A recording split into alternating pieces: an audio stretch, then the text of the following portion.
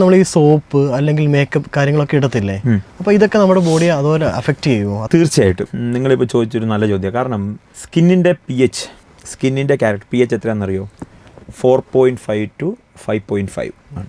അതായത് നമ്മുടെ സ്കിന്നിൻ്റെ ക്യാരക്ടർ അസിഡിക്കാണ്. ഇപ്പോൾ സ്കിന്ന് ഹെൽത്തി ആയിട്ടിരിക്കുക എന്ന് പറഞ്ഞാൽ സ്കിന്നിനെ അസിഡിക്കായി മെയിൻറ്റെയിൻ ചെയ്യുക എന്നുള്ളതാണ് സ്കിന്നിന് ചെയ്യേണ്ടത്. നിങ്ങൾക്ക് ഇന്ന് നമ്മുടെ മാർക്കറ്റിൽ അവൈലബിൾ ആയ കുറേയധികം സോപ്പുകൾ pH 10-ന് മേളിലാണ്. 4.5-ഉം 5.5-ഉം ഐഡിയലായിട്ട് ഹെൽത്തി ആയി മാറുമ്പോൾ 10-ന് മേളിലാണ്, 11-ഒക്കെയാണ് ചില സോപ്പിൻ്റെ pH. നന്നായിട്ട് പതയുമായിരിക്കും. ശരീരത്തിന് അതെങ്ങനെയാണ് ദോഷം ചെയ്യുന്നത് നിങ്ങൾക്ക് ചിന്തിക്കാൻ പോലും സാധ്യമല്ല. അപ്പോൾ ഇത് നമ്മൾ മനസ്സിലാക്കണം. നമ്മളൊരു പ്രൊഡക്റ്റിൻ്റെ പരസ്യത്തിൻ്റെ വലിപ്പത്തിലേക്ക് പോകുന്നതിന് മുമ്പ് അതിൻ്റെ ക്യാരക്ടർ എന്താണെന്ന് മനസ്സിലാക്കണം. സ്കിന്നിൽ വേണ്ടതാണോ നമുക്ക് അതിൻ്റെ നിങ്ങൾ എടുത്തോളൂ. നിങ്ങൾ മേടിക്കുന്ന ഒരു സോപ്പിൻ്റെ pH എത്രയാണെന്ന് നോക്കും. അത് 5.5-ന് താഴെയാണ് ഐഡിയലി വരേണ്ടത്. എൻ്റെ അറിവിൽ നിന്ന് മാർക്കറ്റിൽ അവൈലബിൾ ആയ 1-2 സോപ്പ് മാത്രമാണ് 6-നോട് താഴെ ഉള്ളത്.